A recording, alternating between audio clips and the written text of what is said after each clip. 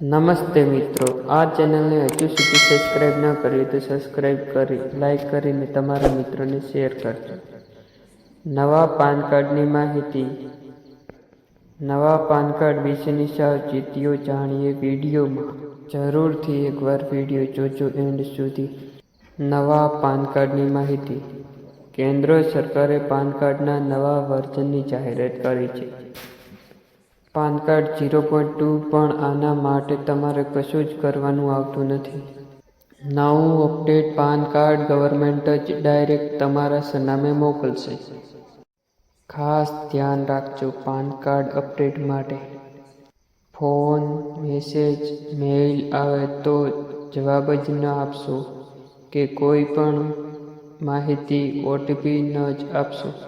નો men's નો. જાગૃત રહો, cyber ફ્રોડથી બચો.